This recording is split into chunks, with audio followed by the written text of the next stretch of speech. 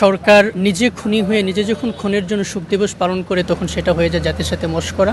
একদিন মানুষের চাপে পড়ে, জনতার চাপে পড়ে সরকার তো বিদায় হবে, অন্তত দেশকে যদি সরকার ভালোবাসে, দেশের মানুষের প্রতি যদি দায়বদ্ধতা থাকে, তার উচিত এখনই এই জেনারেশন যে দাবিগুলো করছে সেই দাবিগুলো আসলে মেনে নেওয়া এবং তাদের কাছে নিঃশর্ত ক্ষমা প্রার্থনা করে প্রয়োজনে ক্ষমতার গতি থেকে সরে দাঁড়ানো।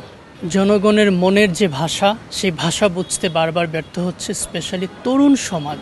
এমন একটা প্রজন্ম, যে প্রজন্ম ঠিক যা ন্যায়, যা সাদা, যা কালো, যা লাল, যা দেখে তাই বিশ্বাস করে, সেই প্রজন্মকে বুঝতে ব্যর্থ হচ্ছে। সরকার ভেবেছিল অতীতে 15 বছর নিপীড়নের মধ্য দিয়ে বিরোধী রাজনৈতিক মতবাদ বা যারা রাস্তায় নামতে চেয়েছে তাদেরকে দমানো গেছে, এদেরকে একই ভাষায় যাবে, কিন্তু এটা ভুল, একটা ব্যর্থ পলিসি ইতিমধ্যে প্রমাণ হয়েছে। এই জেনারেশন আসলে সুস্পষ্ট, ন্যায্য এবং তাদের সন্তুষ্টিমূলক জবাব ছাড়া ঘরে ফিরে যায় না, এটা বারবার প্রমাণ হয়েছে।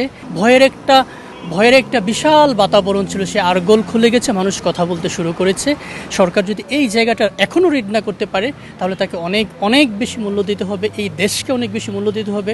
একদিন মানুষের চাপে পড়ে, জনতার চাপে পড়ে সরকার তো বিদায় হবে, সরকারকে বিদায় হতেই হয়, কেউ চিরদিন ক্ষমতায় থাকে না, কিন্তু এই দেশ ভীষণভাবে ক্ষতিগ্রস্ত হবে।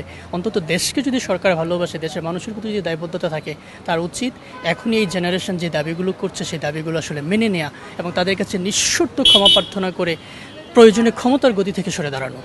সরকার নিজেই তো এই খুনের জন্য দায়ী।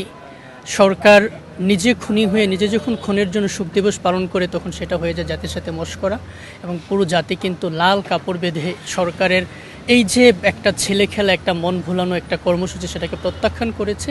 আমি আবার বলি, সরকার যদি সদিচ্ছা থাকতো, পুলিশ যে তদন্ত রিপোর্টগুলো দিচ্ছে, আবু সাঈদের মৃত্যু নিয়ে যা লিখেছে, এই লেখাগুলো আসলে পুরো জাতির সাথে তামাশা ছাড়া আর কিছুই না। এখানে যদি সদ্ভাব, সদিচ্ছা, সততা থাকতো তাহলে এই কাজগুলো করতে পারতো না।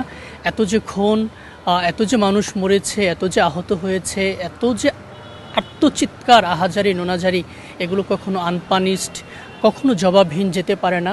নিশ্চয়ই এর জবাব এক সময় না এক সময় কেউ না কেউ এসে নেবে, কাউকে না কাউকে অবশ্যই দিতে হবে।